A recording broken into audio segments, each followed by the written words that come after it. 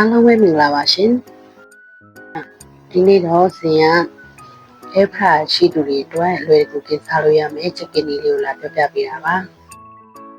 ပငင်ပြားကြီးနောက်လေးထည့်ပြီးกินတာဖြစ်လို့ချက်သားလေးကတော့အရောင်လေးကတော့မဲမဲလေးထွက်ပါလေနော်တွင်းနှမှာနူးနူးအေးလေးနဲ့ပြင်ရနေချွတ်ချွတ်လေးနဲ့ဆိုတော့စားကောင်းပါရဲ့ရှင်ချက်ကင်လေးကဇင်းတို့တိုင်းနာတော့ပြန်ကြိုက်ကြပါတယ်အဲဆိုရင်ဇင်ဘယ်လိုလုပ်လဲဆိုတာပြပြပေးမယ်နော်ပထမဦးဆုံးချက်သားလေးကိုဇင်ရရည်ရည်ပြချဆေးပြီးတော့မှတားရလေးတွေပေးထားပါမယ်ပြီးရင်တော့ဇင်ရချင်းထောင်းထားတာလေးတွေကိုပြင်ညစ်ပေးပါမယ်ပြီးရင်ဇင်ရချက်တုံပြူထောင်းထားတာလေးတွေထည့်ပါမယ်ရှင်ဇင်ရပြင်ရတာနှက်ပါမယ်နော်စားထည့်ပါမယ်ချက်တမုံလေးလည်းထည့်ပါမယ်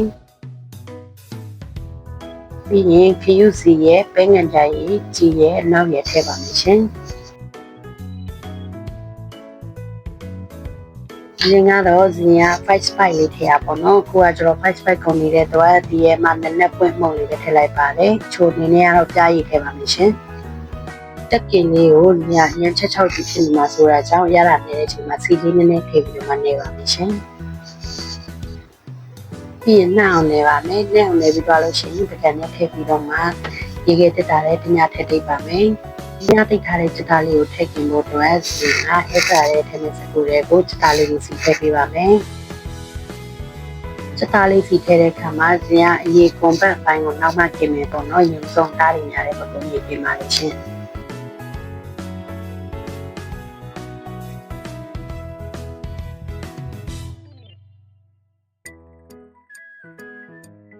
ပြီးရင်တော့ဇင်ကထောပတ်လေးတွေကိုပပလေးလေးပြီးချက်သားလေးတွေကိုမလိုက်တင်ပေးပါမယ်ပိုပြီးနဲ့လေးမွေးနေစီဖို့ပါဆိုရင်တော့ချက်သားလေးကိုစပြီးတော့ပြင်ပါဇင်ကအဖာထဲမှာချက်သားလေးကိုပူချိန်160ဒီဂရီနဲ့45မိနစ်လောက်စกินပါလေရှင်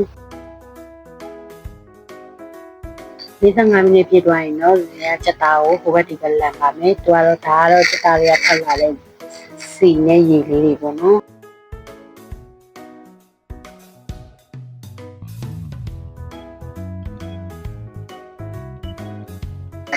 ဟိုဘက်ဒီဘက်လန်ပြီးသွားလို့ရှိရင်တော့ဇင်ကဖရာလေးရဲ့ထည့်ပြီးတော့မှกินပါမယ်ရှင်ဒီခါတော့ဇင်ကအဟိုချိန်180ဒီဂရီနဲ့35မိနစ်လောက်กินပေးပါတယ်ဒီချိန်တိုးရတာကကြတော့ဇင်ကအေးကောချွတ်လေးချင်လို့ပါရှင်ခုဆိုရင်တော့ချက်သားလေးရပါပြီနော်ဇင်ကအောက်မှာထွက်လာတဲ့အရေတွေကိုယူပါဘူးရှင်တကယ်ကြရည်ကြီးနောက်လေးနဲ့ထည့်နေထားတာမို့လို့ချက်သားရောင်လေးရတော့ပေါ်ကနည်းနည်းလေးနေပါလေဒါပေမဲ့အထက်ကအတွင်းကဒီရစားကောင်းပါလေရှင်နာနေရလဲမွေးညာပဲစားကြည့်စရာအဖရာရှိလူတွေတွန်းလောက်ရတာအရန်လွယ်ပြီးတဲ့ချက်ကင်လေးဖြစ်လို့လိုက်လို့စားကြည့်ကြပါနော်ဒီနေ့ရဲ့ဗီဒီယိုလေးရတော့ဒီလောက်ပါပဲရှင်ဒီရဲ့ဗီဒီယိုလေးကိုဆုံးဖြတ်ပြီးတဲ့အတွက်ကျေးဇူးတင်ပါတယ်ရှင်နောက်လာမယ့်ဇင်းရဲ့ဗီဒီယိုလေးတွေပါလဲဘာတွေပြောချက်ပြအောင်လဲဆိုတာကိုစောင့်ကြည့်ပေးပါအောင်ရှင်အားလုံးကိုကျေးဇူးပါနော်ဘိုင်ဘိုင်